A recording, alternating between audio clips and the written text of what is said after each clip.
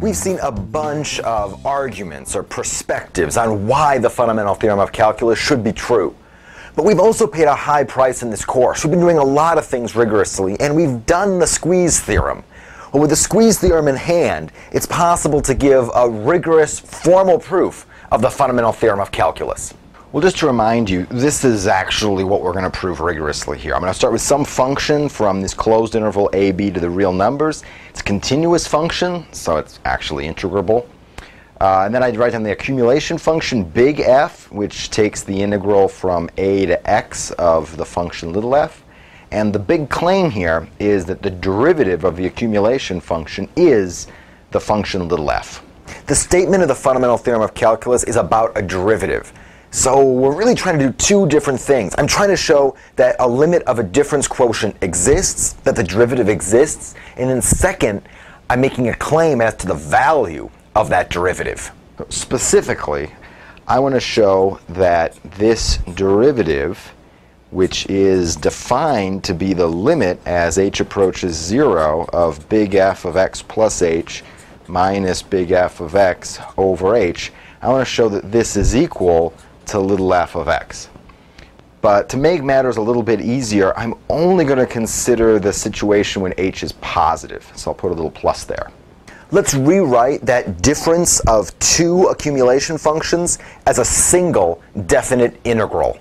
Well, how so? Well, let's just write this down. So this is the limit as h approaches 0 from the right of big F of x plus h. That's the integral from a to x plus h of f of t dt minus big F of x, which is the integral from a to x of f of t dt all over h.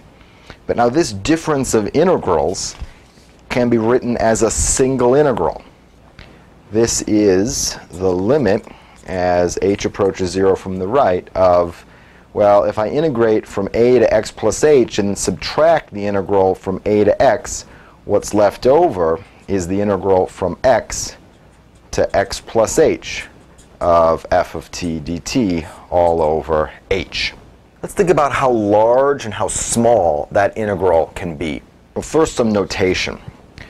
I'll define little m of h to be the minimum value of the function f on the interval between x and x plus h, and I'll define big M of h to be the maximum value of the function little f on the interval, well, the same interval, the closed interval from x to x plus h. Now you might be wondering, how do I know that there is a minimum value and a maximum value? Well, little f is assumed to be continuous. So by the extreme value theorem, there is a minimum and a maximum value on a closed interval. And these are closed intervals. This gives us a bound on the integral. Specifically, let's think about the integral from x to x plus h of the function little f. And since the function little f has a maximum value of big M on this interval, this integral is no bigger than big M of h times h. And conversely, right, the minimum value is little m of h, and that means that this integral is at least as big as little m of h times h.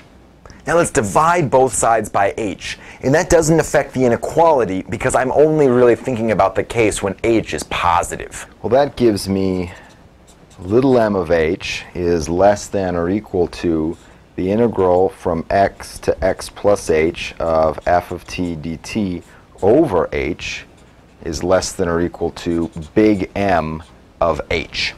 Now we apply the squeeze theorem. Well, how does that go? Well, let's think about the limit as h approaches 0 from the right of little m of h. Now remember what little m is. Little m is the minimum value of the function f on the interval between x and x plus h. And as h approaches 0 from the right, this minimum value of f is just the value of f at the point x. And for the same reasoning, the limit as h approaches 0 from the right of the maximum value big M, the maximum value of f on that interval, is also little f of x. So what I've got here is this inequality, and the left-hand side and the right-hand side both have equal limit as h approaches 0 from the right, and that means that this middle term also has a limit that exists and equals f of x. Let me write that down.